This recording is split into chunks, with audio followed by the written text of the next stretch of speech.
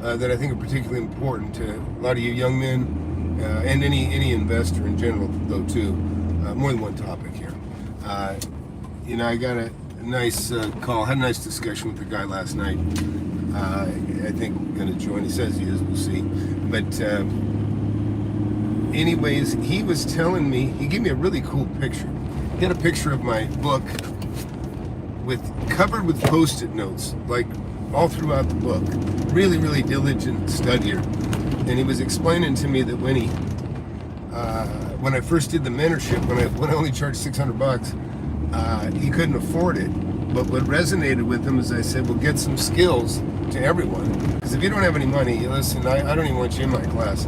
But if you got 10 grand, I mean, if you don't have 10 grand and you're 30, 40, you probably got bigger problems. You need to really concentrate on getting a regular money-making skill.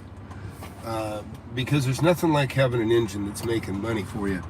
Whether it just be a job, a decent job, or a business. But secondary is have your part-time, you guys want to call it a hack or a side hustle or whatever. To me, I just always work my ass off is what I call it. There's a lot of terminology for stuff that I've been doing for 40 years that I don't recognize. Hack,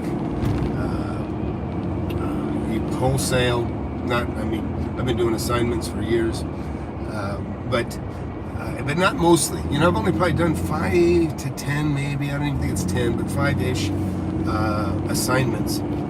Because the money's not in assigning deals. The money's not in wholesale. The money's in buying and reselling. But really important for you guys. Listen, if you guys are just maybe still in the job phase or getting your career going, man, get a skill, get good at something.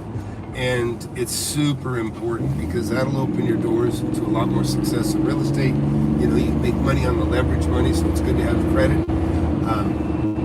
But back to what I was saying, the economy is definitely crashing. It costs more to borrow $200,000 today than it did to cost to borrow $400,000 6 months ago. And that's a big problem. And that takes, most people don't have the wherewithal to deal with a blow like that. Whether, in other words, it's not really an option. And so what's going to happen is there's still going to be some real estate selling. Don't get me wrong on that. But the value's got to go down. The prices are going to go way down. Guarantee it. Prices, they're already sinking. I've been talking about it for, this year. And leapfrogging is the chapter I'm referring to. Leapfrogging. It's a very important chapter for buying property when things are good, but also for getting rid of property when things are going down. So I'm going to make a couple deals. I'm being generous. He may be watching right now. But one of my tenants I'm going to sell a house to, I think. Maybe not, but I'm going to give him a good deal. And he's in a position where he can kind of take advantage of it too. I'm going to sell one more I didn't plan on putting on the market. In fact, maybe I'll take you guys by it in a minute. Actually, I'm in the new Land Cruiser. This is it's going to be my daily driver because I plan on doing more land here. And I'm actually heading out to a piece of land. And I will need to jump the curb and drive into some dirt. So I'm happy for my new truck. But again, getting rid of your property right now, if you have something that you plan on getting rid of, it ain't going to get better. It ain't going to get better for a long time, and it's going to get worse before it gets better. So if you can deal with reality, you may want to deal with it and just sell it and take your loss, or not. To me, even a loss is, I should have sold a while ago. That's a loss, right? You could have made it 50,000 more, 75 or 100,000 or whatever more if you sold it 6 months ago than you would today. Everybody knows inventory's going up, demand is going down. I've been watching my commercial stuff. Primarily I like commercial. I have a lot of residential too, about 30,000 square feet roughly of residential. That's the stuff that I turn. But I'm mostly, I'm actually going out to look at a nice piece of land that I already own, and got some plans for that. So I'm going to be doing some mild development in the future, but not heavy. It's not the time to get big construction loads, do big construction projects, unless you've got a lease in place from like a AAA credit, corporation. That being said, I just would tell you guys to review the book, Wake Up and Smell the Real Estate. It was really nice. Like I said, this image that I got, I'm not going to be able to post it here, but like I said, if you can just imagine a book cram-packed full of Post-its. And what was nice is this guy took a picture of the book with all these Post-its on it back in, I don't know, 2019 or something, when I first started the mentorship. And when the mentorship was only $600, he took a picture, so the screen in the background shows the mentorship for $600. This book full of Post-its, but he couldn't afford to take it. And so now he's taking the course now, or he said he's going to take the course now, and now it's costing nearly 5 times as much, but it's worth it to him. He's been through the book, but he said that getting the skill resonated with him, and he in a short time actually did get a skill that is bringing him in nearly $150,000 a year right now. So he's got a decent job, and that's another good thing. Listen, if you can make money while you're in a downturn, I mean, it's like shooting ducks in a barrel. At some point it gets there, because the deals are there and you got money, and other people don't, and it gives you a lot of opportunity where you can do things that you wouldn't be able to do otherwise. So really try to just get yourself in as good a shape as possible. I would tell you, if you got properties that are iffy, cut them, get rid of them.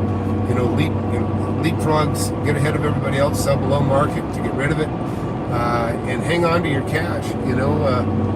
That cash is going to be very important to you, and important to other people that you can buy the property from.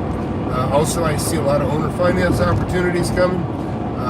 It's taking forever. The banks still don't really keep up with what they could pay. Which is, and I know people that'll jump in and they might put their cash for, a year at a time, thinking that maybe the bonds will go up and they can buy again, and or keep them available for opportunities, which is not a bad strategy. I'm all real estate, and, I like to help my tenants survive if they need it, and, like I say, it's a win-win for everyone in real estate, or it can be. But sometimes, you gotta